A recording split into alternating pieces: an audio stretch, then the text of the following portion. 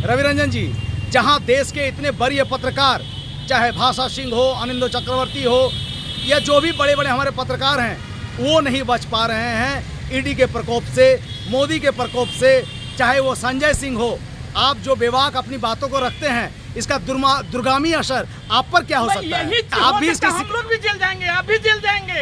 ये मोदी, वही मैं जानना चाह रहा हूँ। लोग जानते हैं कि सत्य बोलने वाले को मोदी जी जेल भेज रहे हैं। वह संजय सिंह पर इतना गंभीर आरोप लगाना, जो फक्कर संजय सिंह के नाम से जाने जाते हैं, और लोहिया के बाद, जैसे लोहिया जवाहरलाल नेहरू का हमेशा विरोध करते रहते थे, जबकि नेहरू और लोहिया का बहुत अच्छी मित्रता थी, और संजय सिंह का यही गुनाह है कि वह फक्कर है।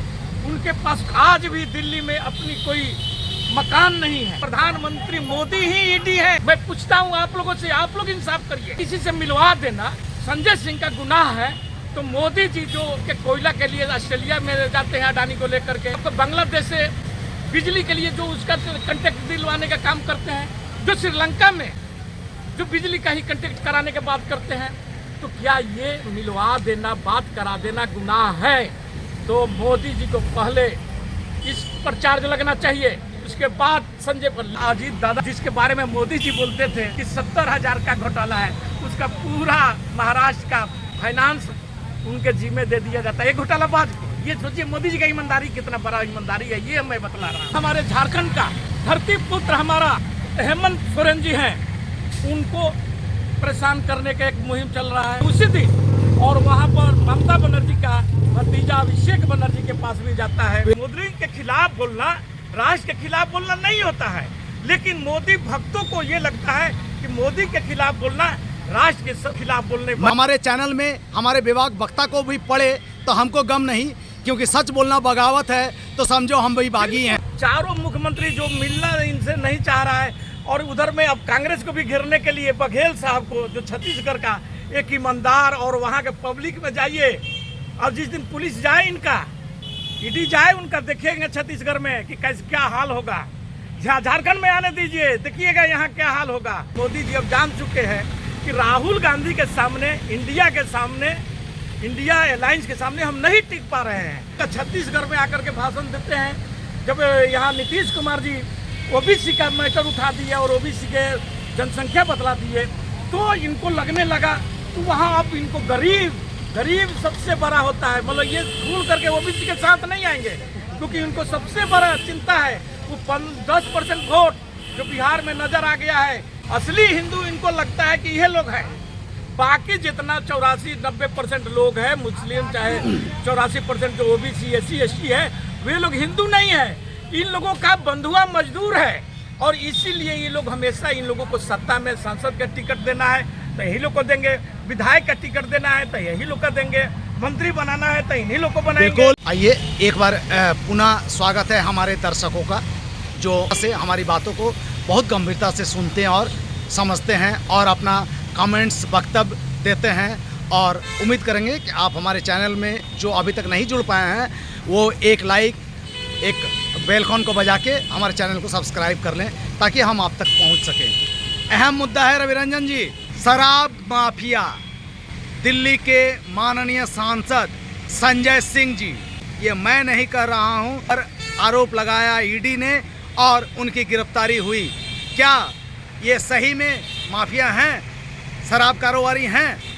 बताएं रविरंजन जी विस्तार से। चंडीदार, और आप गोदी मीडिया नहीं है, आपकी एक अच्छी, मैं निष्पक्ष और स्वच्छ पत्रकारिता के कारण ही आप लोगों के सामने आते हैं। सबसे पहले चीज ये समझना चाहिए, इस देश में जो खेल खेला जा रहा है सत्ता के द्वारा, तो बेवाकी से देश के सामने रखते हैं संजय सिंह, और संजय सिंह का यही गुनाह है कि वह फक्कर है।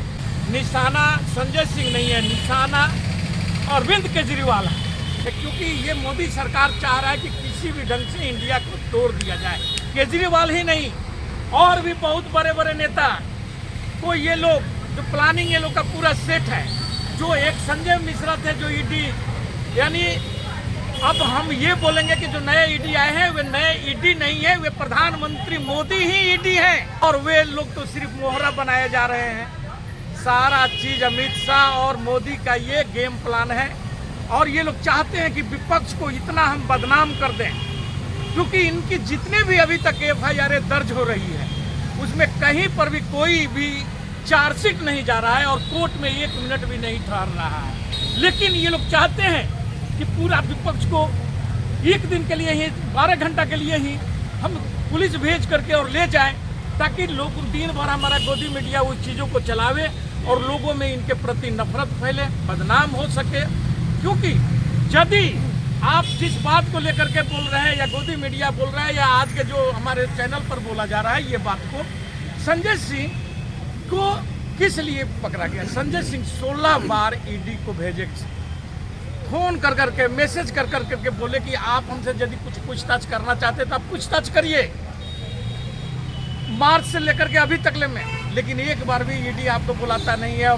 परसों अचानक आकर के उनके घर पर छापामारी किया जाता है, उनको पकड़ करके ले जाया जाता है, और वो भी इसलिए कि एक व्यक्ति उसके पहले, जिस दिन अरेस्टिंग इनका हुआ है उसके एक दिन पहले, एक राघव नाम का एक व्यापारी है जो करप्टेड व्यापारी है, जो ईडी के उसी केस में, शराब माफिया केस में ही वो अभी बंद था जेल में।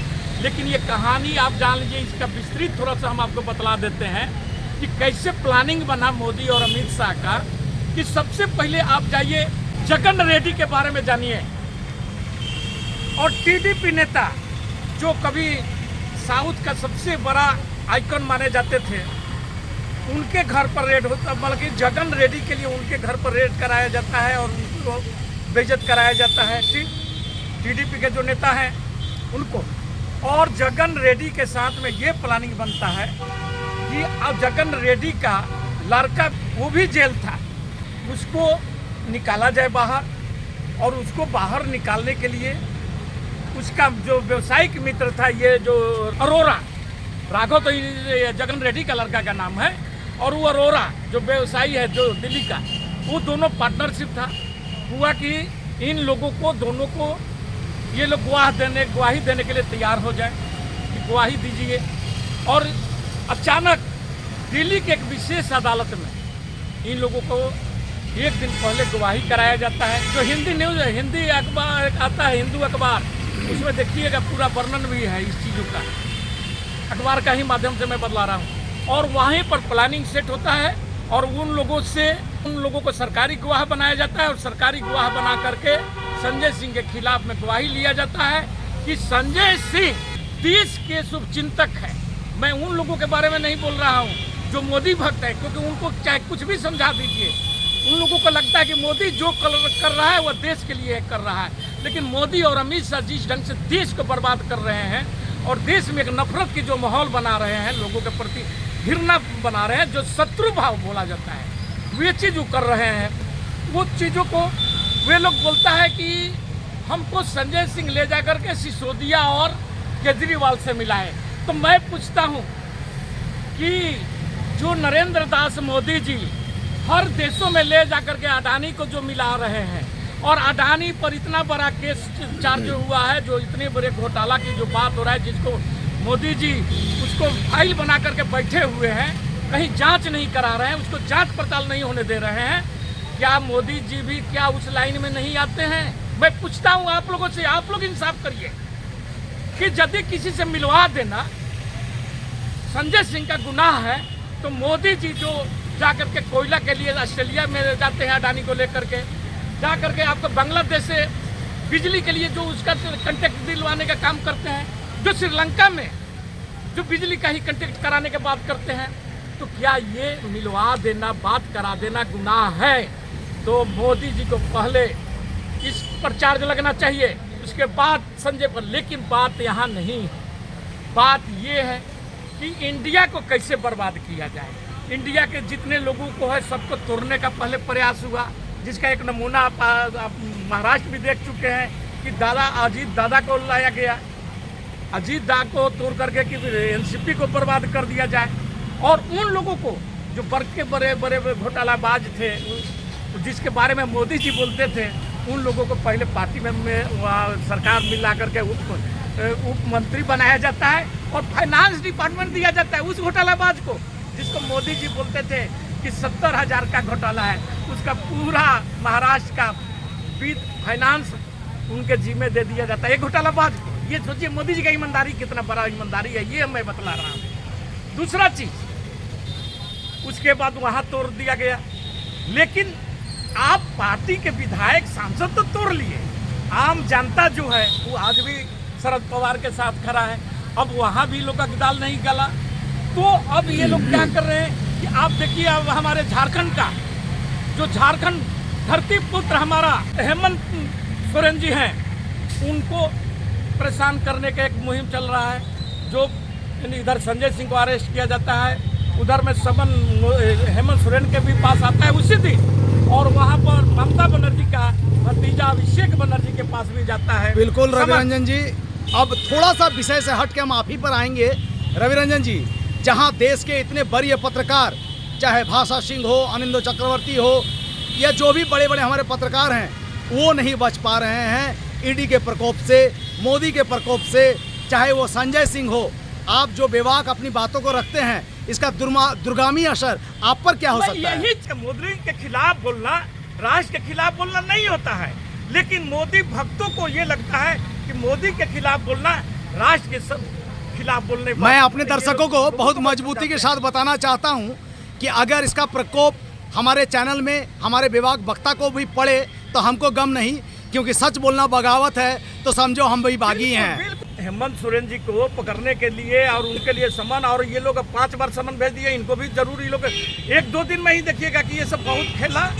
9-10 तारीख तक ले बहुत बड़ा खेला देश में, जंग का माहौल बनाने का एक प्रयास है, क्योंकि मोदी जी अब जान चुके हैं कि राहुल गांधी के सामने, इंडिया के सामने, इंडिया अलायंस के सामने हम नहीं टिक पा रहे हैं, क्योंकि वो नफरत का भी आगे बोलने की कोशिश किए। अब देखे होंगे कि राजस्थान में वहां जा करके किस ढंग विवादास्पद बयान देते हैं कि एक यदि दर्जी के यहाँ लोग कपड़ा सिलाने के लिए आते हैं, मतलब सोच लीजिए कहाँ दिमाग उनका चल रहा है, लेकिन उसको भी लोग सीधे से नकार दिया। तो आते हैं आपका छत्तीसगढ़ में आकर के भाषण देते हैं, जब यहाँ नीतीश कुमार जी ओबीसी का मैटर उठा दिया और ओबीसी के जनसंख्या बतला दिए, तो इनको लगने लगा तो वहाँ अब इनको गरीब सबसे बड़ा होता है, मतलब ये भूल करके ओबीसी के साथ नहीं आएंगे, क्योंकि इनको सबसे बड़ा चिंता है वो 10% वोट जो बिहार में नजर आ गया है कि ब्राह्मण 3.5%, मुस्लिम 3.5%, असली हिंदू इनको लगता है कि यह लोग हैं। बाकी जितना 84-90% लोग हैं मुस्लिम, चाहे 84% जो ओबीसी SC ST है, वे लोग हिंदू नहीं है, इन लोगों का बंधुआ मजदूर है।